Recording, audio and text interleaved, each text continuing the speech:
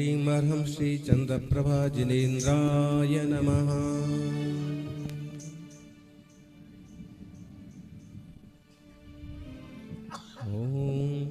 भविग कामिग दान सुरत्तमो पदणहा बलि निजिद विद्दमो सुजस सा परिपुण्य संतरो जयदु चंद जिनेश महेशरो जयदु चंद जिनेश महेशरो नहीं कदा विपरे ही पराजिदो अवगदादिग लोग परंपरा विनयणम सुरासुर पूजिदो जयदु चंद जिनेश महेशरो जयदु चंद जिनेश महेशरो सयल रज रमा परिचागिदो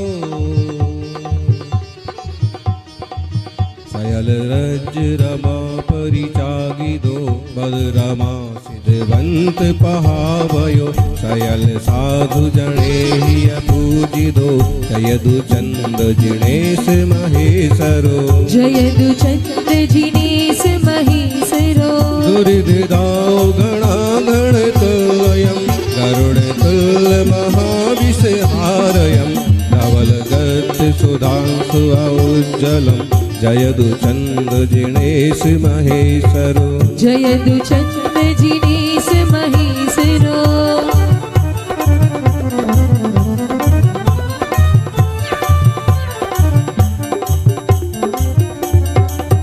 सुचि बचोर से सुपड़ी बोहिदा सयल भव्य समूह समाहिदा विदलिताखिल कम कलेवरो जयदु चंद जिनेश महेशरो जयदु चंद जिनेश महेशरो जयदु चंद जिनेश महेशरो।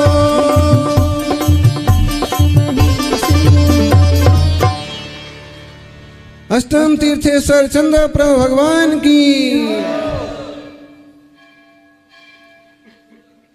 वर्तमान जिन शासन नायक वर्धमान महावीर भगवान की। आवाज जोर से लगाइए ताकि अभी भी जो ठंड के कारण से कमरे में छुपे हुए हैं, जो नाश्ता की टेबल पर बैठे हुए हैं, जो ऑफिस में बैठ के गप्पे कर रहे हैं, वो सब भी आचार्य श्री आदिसागर जी महाराज की, आचार्य महावीर कीर्ति महाराज की, तपस्वी सम्राट गुरुदेव आचार्य श्री सन्मति सागर जी महाराज की। बोली परम पूज्य दुर्गटाधीश्वरिया चक्रवर्ती तीर्थोद्धारक विश्व हितंकर आचार्य भगवान श्री सुनील सागर जी गुरुदेव की। बोली समोषण में विद्यमान समस्त आचार्य संघ की।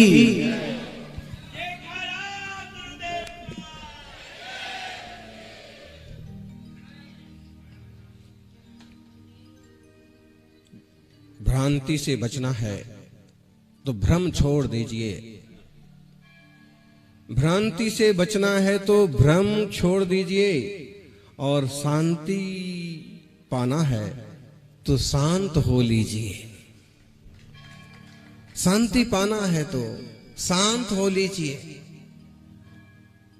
महाराज जी अशांति बहुत रहती है, और अशांति तब से तो और ज्यादा ही बढ़ गई है जब से शांति आई है।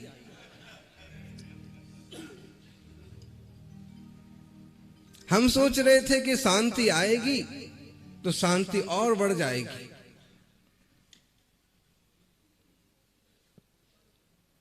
लेकिन जब से शांति आई है तब से ओम शांति ओम हो रहा है। ज्ञानी संयोग है, संजोग मूलम दुख सा पत्तम अनंत परम परम तम्मा संजोग संबंधम सब्बम त्रिभेण वो सरे।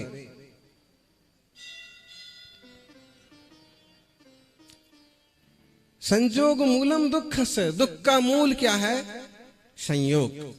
कल तक हमें जितने कम संयोग थे, छोटा जो बच्चा होता है ना, एकदम छोटा बच्चा, उसको दुख होता है, लेकिन सिर्फ एक चीज का होता है कि उसे माँ ने गोद में नहीं उठाया, उसे दूध नहीं पिलाया, और उसे ओ करके लोरी नहीं सुनाई। इतना ही उसको होता है, बस उसी के कारण से रोता है और उसी के कारण से हंसता है। और उसका दुख और सुख बहुत सीमित होता है। और जैसे उसकी पहचान बढ़ती जाती है वैसे वैसे उसका दुख का और दायरा भी बढ़ता जाता है। सुख का दायरा बढ़ता है, आप कहेंगे सुख का दायरा बढ़ सकता है अगर आप समझदार हैं तो, उसमें से आप लेना जानते हैं तो सुख बढ़ेगा, वरना दुख ही बढ़ता है। कल तक एक जनों से संबंधित दुख था, अब 4 जनों से संबंधित। मुझे कोई पसंद नहीं करता। पहले यही था कि मम्मी मेरा ध्यान नहीं देती है कि पापा मेरा ध्यान नहीं देते, लेकिन जैसे और बड़ा विस्तार हुआ तो फिर पापा भी ध्यान नहीं देते, काका भी ध्यान नहीं देते, मम्मी भी ध्यान नहीं देती, मौसी भी ध्यान नहीं देते, दादा भी ध्यान नहीं देते, और सब लोग बस मुझे टॉर्चर करते हैं, परेशान करते हैं। जितने संयोग बढ़े उतने आप परेशान हो गए। और एक ज्ञानी भद्रबाहु स्वामी का 12,000 24,000 साधुओं का संग देखो कि इतने संयोग होने के बाद भी आचार्य देव भी आनंदित रहते थे और पूरा संग भी। गुरुवरी सन्मति सागर जी महाराज का इतना बड़ा संग, खुद भी प्रसन्न रहते थे, साधक भी। और आप यहां भी देख लो, जो जितना ज्यादा समझदार है वो उतना ज्यादा सुखी है। सुख और समझदारी का चामनता, क्या बोलेंगे उसको, चोली दामन का साथ। सुख और समझदारी साथ साथ रहते हैं।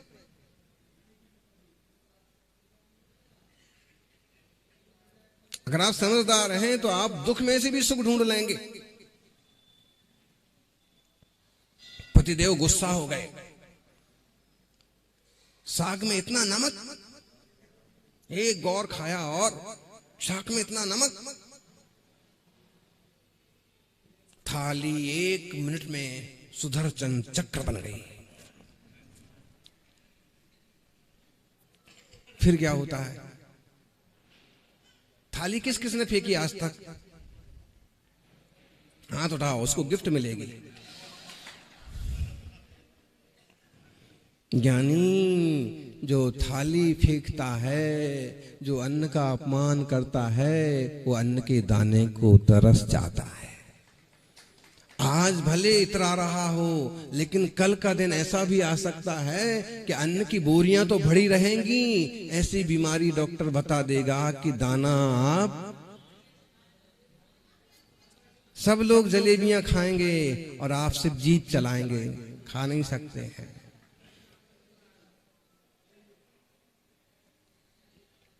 इसलिए कारण कुछ भी बने, अन्न का अपमान नहीं होना, थाली नहीं फेंकना, भोजन नहीं छोड़ना, लाली में नहीं डालना, खड़े खड़े नहीं खाना, घूम फिर करके नहीं खाना। महाराज जी आप खुद तो खड़े खड़े खाते हो, दूसरों को मना करते हो। बिल्कुल ऐसा ही प्रश्न हुआ था आमेर फोर्ट पर। आमेर फोर्ट किले पर कुछ लोगों ने आग्रह किया, महाराज जी किले पर चलिए आप लोग, हो सकता है कि अपने जैनों के कोई चिन्ह भी हों। तो हमने कहा कि स्वाभाविक है, इतना बड़ा राज्य रहा है, जैनों का इतना प्रभाव रहा है, हो सकता है कि कहीं कोई उसके मंदिर के, मूर्ति के सिंबल, जैन दर्शन के सिंबल कुछ हों।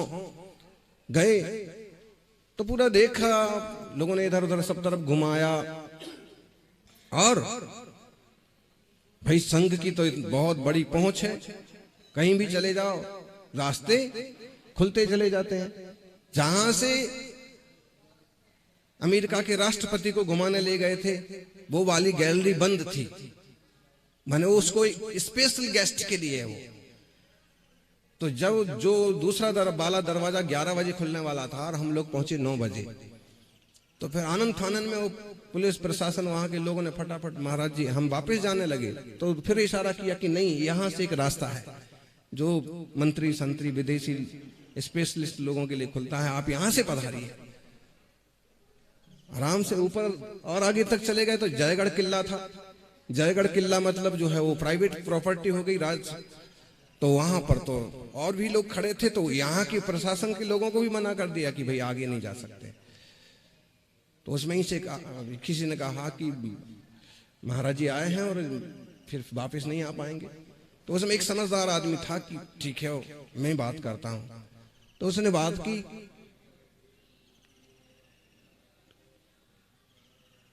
अभी राजभवन में ये है ना, क्या नाम से, जयपुर का है? नहीं, अभी राजकुमार क्या है, दिया का बेटा, दिया कुमारी का लड़का। तो उससे बात की तो उसने कहा कि महाराज जी आए, पगलो अंदर जाने दो, बुलाने पर नहीं आते हैं, उन्हें जहां जाना है उनको जाने दो। बेचारे उसको और डांट और पड़ गई कि तुमने मना ही क्यों किया। फिर आराम से जो वहां की तोप ये वो सब देखा। कुछ भी हो, इतना तो समझ में आया कि दुनिया में कोई कितना भी कर ले लेकिन साथ में कुछ नहीं जाता। राजा जय सिंह ने इतनी बड़ी तोप बनाई थी, दुनिया की सबसे बड़ी, वो वहीं की वहीं रखी है। इतना बड़ा किला बनाया था, वो वहीं का वहीं रखा है। और सब चले गए, मान सिंह भी चले गए और माधो सिंह भी चले गए। तो वापिस उतरते वक्त कुछ साधुओं ने कहा, महाराज जी केस लॉन्च का समय पूरा हो गया, आप आज्ञा दो तो हम यहीं केस लॉन्च करना चाहते हैं। तो हमने कहा भाई उपवास तो हमारा भी है, बैठो आराम से। केस लॉन्च चालू हो गया तो तुरंत प्रशासन ने वो एक तख्त लाके रख दिया कि महाराज जी इस पर बैठेंगे। बिल्कुल संघ की तो महिमा और गरिमा जो है ना, मना करने का तो कहीं कोई काम ही नहीं है।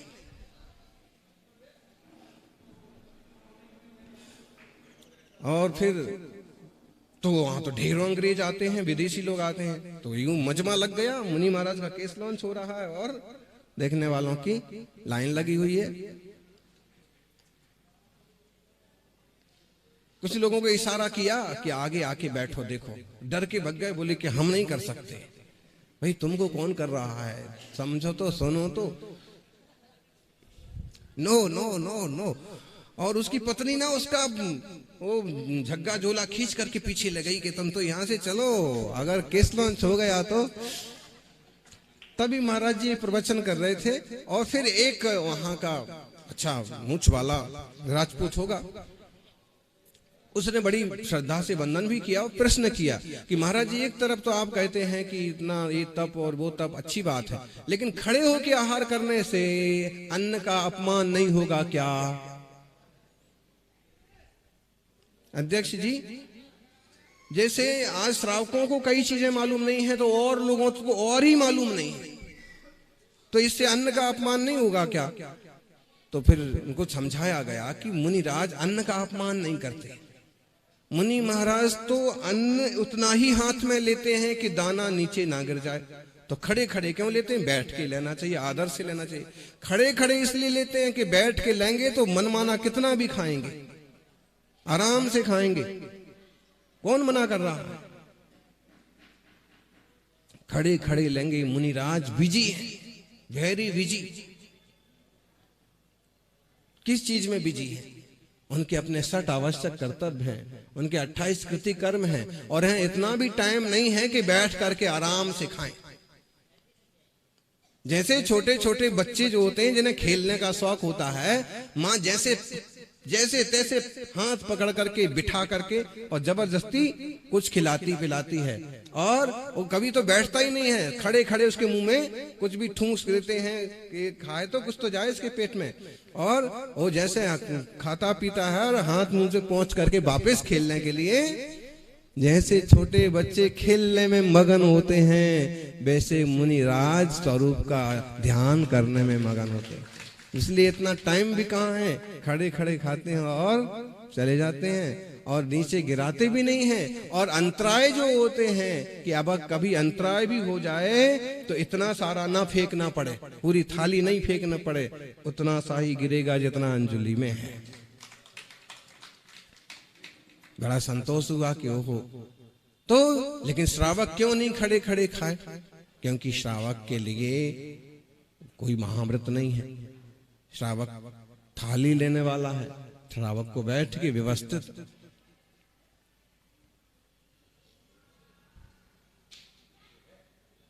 संतोष।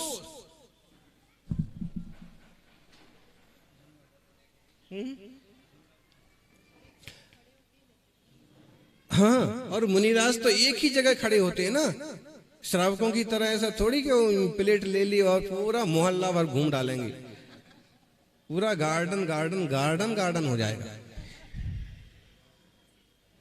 घूम घूम के थोड़ी लेते हैं। और दूसरा जंघावल, क्या? गुरुदेव सन्मति सागर जी का समाधि साधन का आखिर पॉइंट क्या था? जो कि वो तो कठिन तपस्या कर ही रहे थे, लेकिन उनका अंतिम जो कारण बना जंघावल। जब उन्होंने देखा कि अब हम ठीक से खड़ा हो नहीं पाएंगे, अब हम ठीक से चल नहीं पाएंगे, तो उन्होंने कहा कि अब मेरे में खड़े होकर चलने की सामर्थ्य नहीं है, मेरे अन्न जल का त्याग। अन्न तो ले ही नहीं रहे थे, जल ही ले रहे थे, थोड़ा सा छाछ लेते थे, वो मेरा वो भी त्याग है। जंघाबल जब तक रहेगा तब तक ही मैं आहार करूंगा। जिस दिन पांव में चलने की सामर्थ्य ना होगी उस दिन समाधि संलेख ना करूंगा। ऐसा सूरवीरों का मार्ग है। गजब के क्या उनके गीत गाएंगे, और गीत क्या उनकी सच्चाई उनके जीवन की। लोग आजकल हट्टे कट्टे हों तो भी डोलियां लग जाती हैं, उनने छुई भी नहीं कभी। वो हालत हो गई वहां से कोल्हापुर के बाद कि कुंजबन के बीच में उनके चलने की सामर्थ्य खत्म हो गई, तो उन्होंने कहा कि मैं किसी डोली का किसी का उपयोग नहीं करूंगा और न किसी के कंधे पर बैठ के जाऊंगा। लोगों ने जब कहा कि हम आपको कंधे पर ले लेंगे, जैसे गृहस्थावस्था में आचार्य श्री शांति सागर जी, आदि सागर जी महाराज को कंधे पर बिठा करके नदी पार करा देते थे। आप भी कंधे पर तो बैठ ही सकते हैं, डोली नहीं ले सकते तो नहीं, कंधे पर भी नहीं बैठेंगे। तो अपने पांव से चलते चलते जहां तक पहुंचे वहां पहुंचे, और जब देखा कि सामर्थ्य नहीं है तो वहां से डोली का सहारा नहीं लिया। भाई डोली का सहारा लेने में क्या दिक्कत थी? यही कहेंगे ना, आजकल तो कुछ आम ही बात हो गई है। नहीं लिया मतलब नहीं लिया। केवल 72 वर्ष की वय में, 71.5 वर्ष की वय में उन्होंने उत्तम समाधि मन साधा, सब कुछ त्याग किए। जंघा बल देखा जाता है कि जब तक खड़े होने की सामर्थ्य है तो वह हार करेंगे। जैन शासन की बहुत प्राचीन पद्धति है। कलादीश्वर स्वामी का जन्मोत्सव भी मनाया, दीक्षा कल्याणक भी मनाया।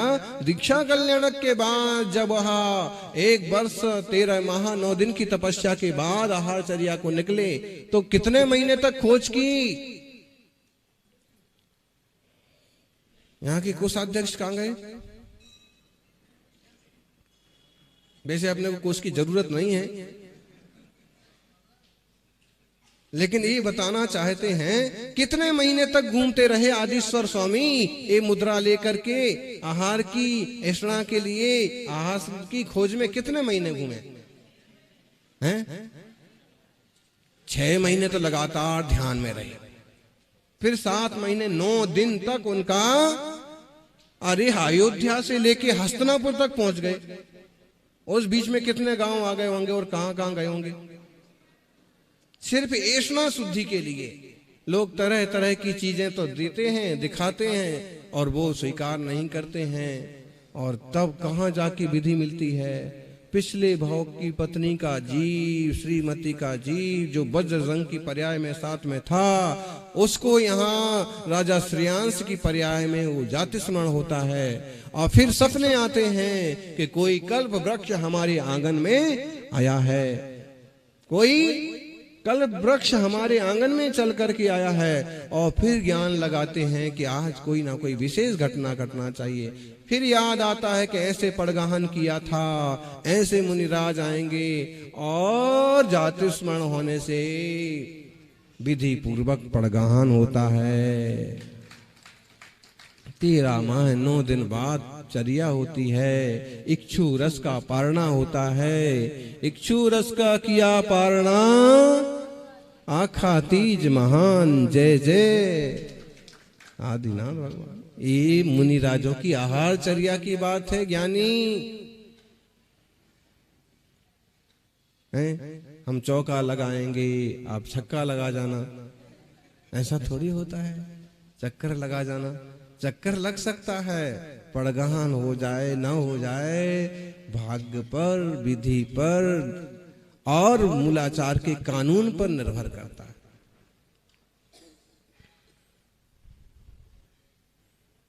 सीधे सीधे क्यों नहीं चले गए किसी भी राजा के यहाँ, किसी भी सेठ के यहाँ? नहीं, वो विधि नहीं है, वो मार्ग नहीं है।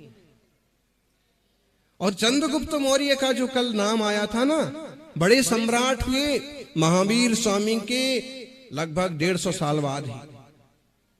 चंद्रगुप्त मौर्य का नाम तिल्लो प्रणति में भी आता है, अंतिम क्षत्रिय जैन सम्राट के रूप में। और सच्चाई है, वो भद्रबाहु स्वामी उनके आध्यात्मिक गुरु थे, दीक्षा के गुरु थे, और चाणक्य उनके राजनीति के गुरु थे। और चाणक्य ने भी अंत में मुनि दीक्षा ली। चाणक्य मुनि गोघर के भीतर, वो आता है ना एक, और भगवती आराधना में भी आता है कि चाणक्य मुनिराज ध्यान कर रहे थे, तो कुछ जो पिछले राजनीति के शत्रु थे उन लोगों ने सब तरफ से कंडे और इकट्ठे करके और उनको आग लगा दी थी। राजनीति के शत्रु थे, बड़े प्रभावशाली मंत्री थे, और सकटाल वगैरह जो कुछ और दूसरे जो नंद के और थे, खुन्नस। भद्रबाहु और स्वामी का और चंद्रगुप्त मौर्य का प्रसंग जो है, अगर हम उस पर चर्चा करें ना, बहुत लंबा है उनका चैप्टर भी। चंद्रगुप्त मौर्य वैराग्य का क्या कारण बना, बता सकते? चंद्रगुप्त मौर्य के वैराग्य का कारण क्या रहा? 16 सपने आए थे, भद्रबाहु ने उनका फल बताया, 12 साल का दुर्भिक्ष पड़ेगा, वो सब ठीक है। उसके अलावा एक और कारण है, किसको मालूम है?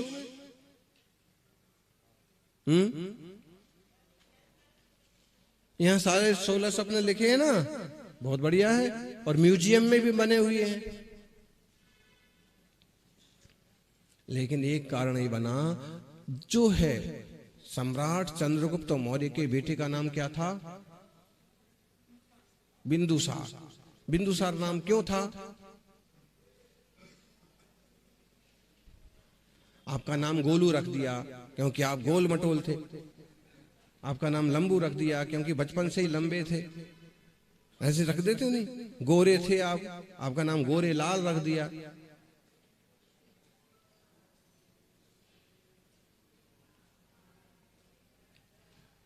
बताइए, बिंदुसार नाम इसलिए रखा था क्योंकि चंद्रगुप्त मौर्य राजा थे और उनकी रानी तो चाणक्य क्या करते थे उस जमाने में, विष कन्या का और इस टाइप के विष से मरने के बहुत षड्यंत्र रचे जाते थे। मारने के, युद्ध में नहीं जीत सकते हैं तो किसी तरह का इस तरह का षड्यंत्र रचो, कि खाने में दो, पीने में दो। तो चाणक्य क्या करते थे कि गुप्त रूप से, उनके मार्गदर्शन में इनका सब कुछ चलता था, इनकी रसोई भी, तो गुप्त रूप से इतना इतना जहर मिला करके रोज देते थे। उनकी आदेश था रसोईया, वो बड़े सबसे बड़े शुभचिंतक थे और उनके गुरु थे, लेकिन इसलिए कि इतना इतना सा जहर खा करके जहर पचाने की क्षमता इनके बॉडी में पैदा होना चाहिए। और उनने सख्त कह रखा था कि तुम्हारा भोजन किसी और को तुम्हारे साथ मत कराना, तुम्हारे रिश्तेदार का। एक दिन रानी जब गर्भ से थी तो उसे ऐसा आग्रह हुआ कि मुझे आज इनके साथ ही भोजन करना। उन्होंने मना किया, कि गुरुदेव ने मना किया है, नहीं मुझे तो आपके साथ ही करना। गुरुदेव की बात मानो लेकिन मेरी भी मानो। तो पत्नी ने साथ में भोजन किया, और भोजन किया तो इनको तो इतना इतना सा अभ्यास हो गया था कि अगर कहीं कोई धोखे से दे गया तो इतना हम पचा सकते हैं। उसको कोई अभ्यास नहीं था, उसको जहर चढ़ गया, लाल पीला हो गया शरीर, वो घबरा गए और सारी चीजें वैद्यों को बुलाया, चाणक्य को बुलाया। चाणक्य ने कहा कि बात क्या हुई? तो इसने मेरे साथ खाना खाया था, भोजन किया था। तो आपको हमने मना किया था कि साथ में किसी को भोजन, और फिर वो सच्ची बात बताते हैं कि भोजन इस ढंग का तैयार किया जाता था, तुम्हें पता नहीं था। अब इसका जीवन कैसे बचेगा, क्या होगा? खूब कोशिश की, लेकिन आखिर में वैद्यों ने कहा कि ये तो बेहोशी में चले गए और इनका जीवन बचना मुश्किल है। आप कहो तो इनके पेट के बच्चे का जीवन बचाया जा सकता है। तो देखा कि कोई दिख ही नहीं रहा, ये भी जा रही है और बच्चा भी जाएगा। आज राज के लिए आगे कौन था? वो फिर आखिरी रास्ता निकाला गया कि ऑपरेशन करके बच्चे को सुरक्षित किया गया। लेकिन उस पर भी इतना जहर का असर हुआ कि उसके माथे पर बिंदु बन गया, धब्बा बन गया।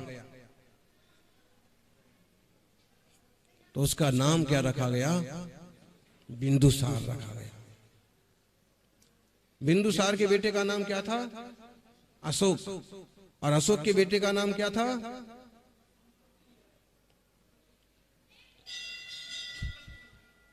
कुणाल। कुणाल के बेटे का नाम क्या था? संप्रति। और ये सब के सब लगभग जैन धर्म के लिए समर्पित थे, पूरी 5 पीढ़ियां। लेकिन अशोक जो है बीच में ऐसा बुद्ध धर्म से प्रभावित हुआ कि उसने बहुत घोटाला किया, उससे काफी नुकसान हुआ जैन धर्म का। बुढ़ापे में वापस जब होश आया कि नहीं, जैन शासन ही सच्चा है, तो अब बुढ़ापे में तुमको कौन पूछ रहा है? अब तुम कहते भी रहो तो तुम्हारे हाथ में शक्तियां तो रही नहीं, तो अब बुढ़ापे में कौन गिन रहा है? अब मुनि बन के भी मरे हो, समाधि की है, तो अब कौन गिन रहा है? जब शक्ति थी उस तो बात माननी होती है। आज प्रधानमंत्री जो कहेंगे सो बात मानी जाएगी। मान लीजिए कभी पद से उतर गए और फिर कुछ भी कहते रहेंगे, कौन गिन रहा है?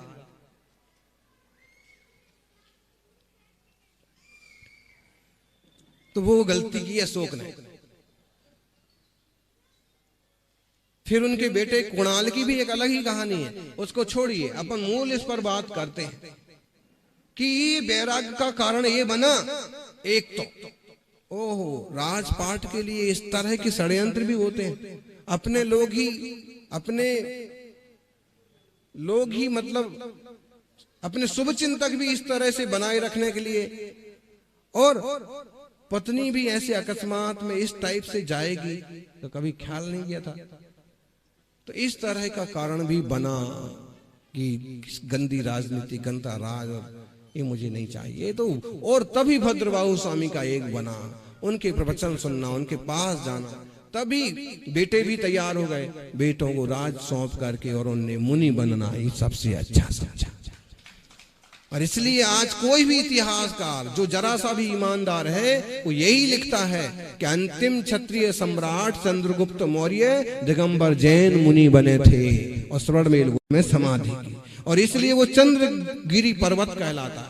उसका असली नाम क्या है? असली नाम क्या है? उस पहाड़ का असली नाम क्या है वहां के लोगों की भाषा में? चिक्कवेट। बाहुबली जिस पर खड़े हैं उसका नाम तो बाहुबली के खड़े होने से विंध्यगिरी पड़ा। उसका असली नाम क्या है? दोड्डवेट। वहां के लोगों की भाषा में दोड्डवेट बड़ा पर्वत, चिक्कवेट छोटा पर्वत। चंद्रगुप्त के कारण से चंद्रगिरी कहलाया। और जब वहां चंद्रगिरी पर चंद्रगुप्त कैसे पहुंचे थे तो वो पूरी एक कहानी अलग चलती है। पूरा बड़ा इतिहास है कि भद्रबाहु स्वामी के 24,000 शिष्य हैं, सबके सब उत्तर भारत में हैं, पटना उज्जैन की तरफ हैं। और तभी उन्हें सपना मालूम पड़ा। चंद्रगुप्त मौर्य कहते हैं कि इन सपनों का फल क्या होगा? तो आचार्य देव कहते हैं कि कहीं ना कहीं कुछ इसमें अच्छाइयां भी हैं तो कुछ। और तब एक दिन ऐसा होता है कि आहारचर्या के निमित्त किसी के घर जाते हैं, किसी श्रावकों के, तो बीच में एक ऐसा योग बनता है कि आंगन में खेलता हुआ छोटा सा बच्चा, पालने में जो हाथ पांव चला रहा, जो बोल नहीं सकता है, उसके मुंह से आवाज निकलती है, गच्छ गच्छ गच्छ, जाओ। 2, 3, 4, 5 माह का बच्चा और ऐसे संस्कृत बोले और कहे जाओ, तो आचार्य अपना ज्ञान लगाते हैं। फिर आचार्य को ध्यान आता है कि इसका मतलब है कुछ तो गड़बड़, तो कहता है गच्छ गच्छ। आचार्य श्री कहते कति वर्षाणी, वो कहता है 12 वर्षाणी पर्यंतम, 12 वर्ष पर्यंतम, 12 वर्ष के लिए जाए। तो अपने वो तो अष्टांग निमित्त के ज्ञानी थे, पंचम सूत्र के बली थे भद्रबाहु। उस समय के सारे मुनि संघ में महावीर स्वामी की परंपरा के मुखिया थे। आचार्यों को सारे शास्त्रों का ज्ञान होता है जी, तंत्र मंत्र ज्योतिष विद्या निमित्त ज्ञान, सारी चीजों का ज्ञान होना चाहिए। आजीविका के लिए उसका उपयोग भले नहीं करें, नहीं करना, लेकिन कभी कोई आफत में पड़ जाए तो अपनी विद्याओं का प्रयोग करके जिन धर्म की प्रभावना करना, उसकी बात है।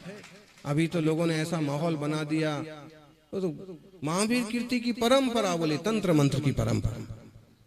अरे तुम करके तो दिखाओ, लेकिन वो कोई खेल थोड़ी करते थे।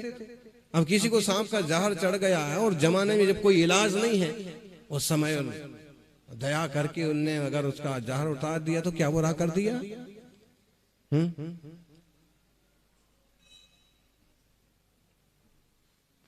कुछ लोगों ने खूब बदनाम किया इस शब्द को और इन गुरु महाराज को भी और उनके शिष्यों को।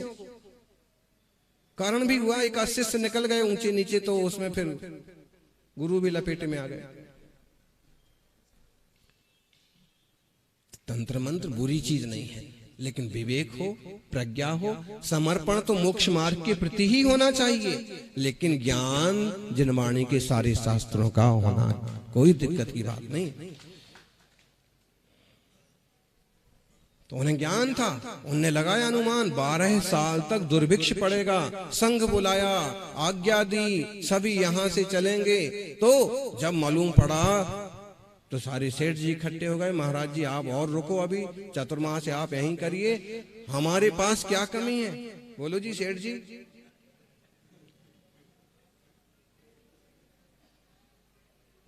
हमारे पास कोई कमी नहीं है। 12 साल गुरु महाराज ने कहा, 12 साल तकलीफ होगी अन्न पानी की, आप चिंता मत करिए, हमारे पास धन की कोई कमी नहीं है, हमारे पास गोदाम भरे हुए अनाज के। महाराज जी ने कहा लेकिन विचार कर लो, 12 साल किसे कहते हैं? त्राही त्राही मच जाएगी, बार बार पानी समय पर नहीं गिरना, अति पानी गिरना, और ये सारी चीजों से जनता त्रस्त हो जाएगी। अभी पिछले 10 साल पहले ऐसी बनी थी ना दुर्भिक्ष जैसी, 10-12 साल पहले बनी थी स्थिति। गायों को भी लोगों ने छोड़ दिया, और कहीं कहीं किसी किसी क्षेत्र में तो अभी हर साल ही थोड़ा मोड़ा हो जाता है कि लोग कहते कि अब पानी नहीं मिल रहा, ये नहीं है।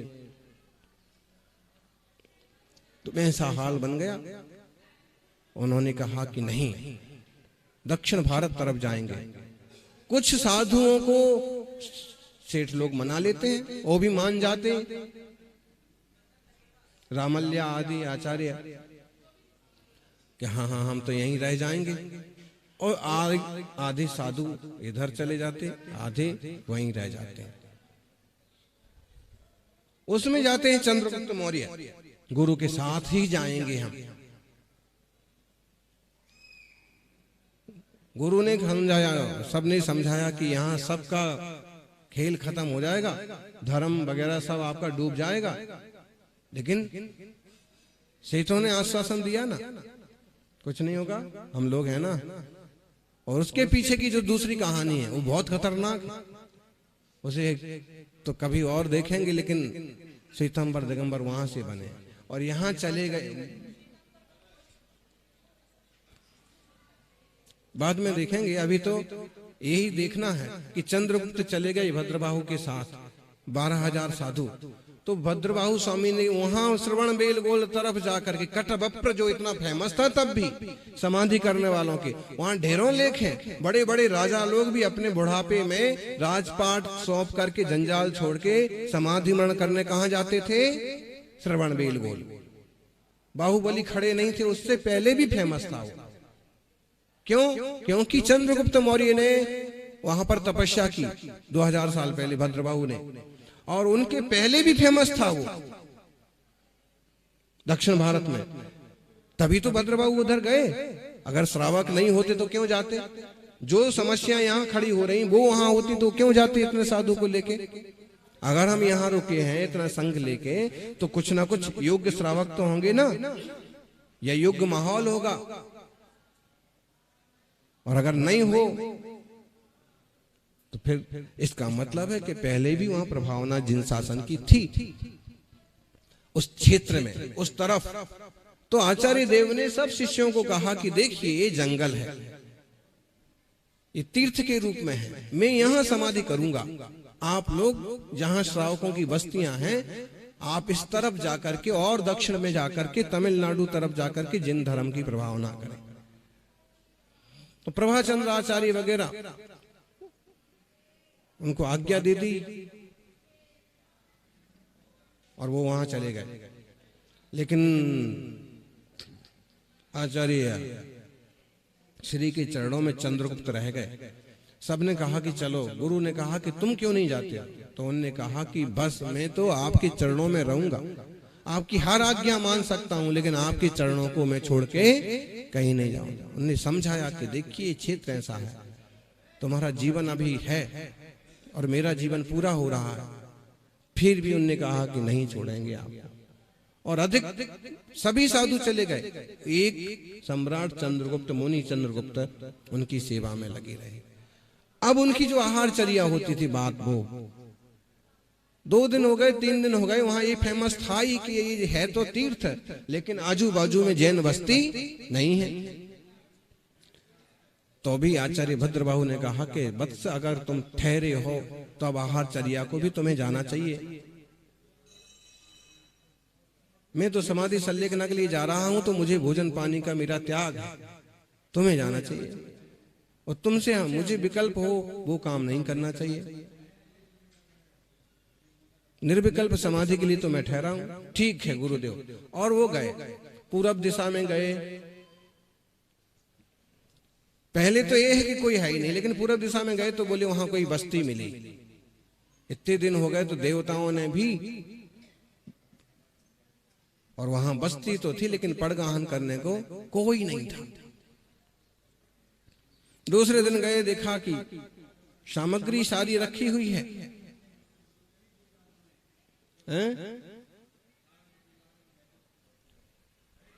दूसरी दिशा में गए, पड़गाहन करने वाले केवल एक स्त्री है।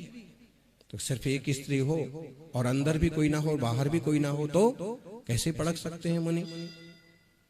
और चारों दिशाओं में, 3 दिशा में उनकी आहारचर्या नहीं संपन्न हुई। चौथी दिशा में गए तो वहां थोड़ी सी बड़ी बस्ती थी और पड़गाहन भी हुआ, आहार भी बढ़िया से हुआ। योग संयोग की बात कि अब जब भी उनकी चर्या की इच्छा होती, अब रोज उसी दिशा में चले जाते। इधर गुरुदेव की समाधि भी हो गई तो भी वो उस दिशा में जाते, उनका आहार हो जाता। और ये सब संग गए, गुरुदेव की समाधि हो गई। उस गुफा का नाम भद्रबाहु गुफा रखा गया। इस बीच आकर के उनके बेटे, उनके पोतों ने वहां पर चंद्रगुप्त बसदी का निर्माण कराया। आज भी चंद्रगुप्त बसदी है, बड़ा सुंदर पुराना मंदिर है। सब मंदिरों में छोटा टाइप का जरूर है, लेकिन है सबसे पुराना। और उसकी जालियों पर वो पूरा पिक्चर बने हुए हैं। सबसे पुराना कॉमिक्स अगर देखना है तो कहाँ मिलेगा? चंद्रगिरी की पहाड़ी पर मिलेगा। किताब में नहीं, पत्थरों पर पूरे पिक्चर खोदे गए कि भद्रबाहु हुए, गोवर्धन आचार्य, अब ये बिहार हो रहा है, राजा है, वो है। सज्जनों, दक्षिण भारत में जो संघ गया था उसे मालूम पड़ा कि गुरुदेव की समाधि हो गई और चंद्रगुप्त वहीं हैं। और अब हम 12 साल पूरे हो गए हैं तो उत्तर भारत की तरफ बिहार करने हैं, वहां वापिस जिन धर्म की स्थापना करना, प्रभावना करना। समाचार मिले कि वहां के साधु तो सब गड़बड़ हो गए, वस्त्र धारण कर लिए, ला करके खाने लगे। अब वापिस तो वो इस तरफ मुड़े तो श्रवण बेलगोल तरफ जाते हुए आए तो देखा कि चंद्रगुप्त के बाल बहुत बड़े हो गए, केसलौंची नहीं हुआ। जो गुरु के सानिध्य में संग में हो गया तो होगा, उसके बाद कोई करते ही नहीं बना। और देखा कि यहाँ पर चर्या भी कैसे कर रहे होंगे, यहाँ तो कोई बस्ती नहीं है, तो वहां आए हुए किसी भी मुनि ने नमस्कार नहीं किया। इसका मतलब है इनकी चर्या में दोष ही दोष हैं, इनको नमस्कार नहीं करेंगे। राजा रहे तो क्या हुआ, जब आहार का टाइम हुआ तो उनने तो निवेदन किया, आप भले उन्हें कुछ मानो मत मानो, उनके लिए तो आप पहले वाले बड़े मुनि हैं, गुरु हैं, तो नमस्कार किया उनने और कहा कि आप आहार चर्या यहीं करें। साधु ने कहा तो यहाँ तो कोई बस्ती नहीं है। उनने कहा इस तरफ बस्ती है। और जब गए तो फिर वहां देखा पड़गान हो गया, शंख आहार हो गया। और जैसे आजकल जैसे अपने छुल्लक कटोरा चौकी में छोड़ के आ जाते हैं, कमंडल छोड़ के आ जाते हैं, तो वैसे एक छुल्लक जी का कमंडल पीछे रह गया। सब आहार करके आ गए। अब जब वो छुल्लक जी अपना कमंडल वापस लेने के लिए गए, देखा बस्ती तो नहीं है लेकिन कमंडल पेड़ पर लटका हुआ है। आके बताया पूरी बात आचार्य को, तो आचार्य ने कहा कि ओ चंद्रगुप्त का इतना पुण्य, गुरु भक्ति का इतना पुण्य कि देवता नगर बसा करके 12 साल तक इनकी सेवा करते रहे। एक तो निर्दोष आहार चर्या, दूसरा मुनियों की साधना का क्रम क्या होता है वो समझने की बात है। फिर क्या हुआ, फिर गुरु ने कहा कि चंद्रगुप्त तुम्हारी भक्ति अद्भुत है। उन्होंने कहा मेरा केस लॉन्च भी करो, और मैंने आज तक जो देवताओं के द्वारा दिया हुआ आहार किया, देवता नियम नहीं ले सकते, संयम नहीं होता उनका, इसलिए वो आहार नहीं दे सकते। तो देवों का आहार लिया मैंने, तो उसका प्रायश्चित भी दो। इसलिए नियम दे करके आहार लेते हैं कि भाई कुछ संयम रखो, तुम इंसान कहलाओगे, फिर ही आहार दो। तो इस प्रकार से उनका बहुत सुंदर चरित्र है। ऐसे मंगलकारी वीतराग शासन की प्रभावना अपन सभी करते रहें। जय बोलिए औपटेश्वर बाहुबली भगवान की जय। वहीं उनकी समाधि हुई श्रवणबेलगोल में। सब संग गया लेकिन वो नहीं गए।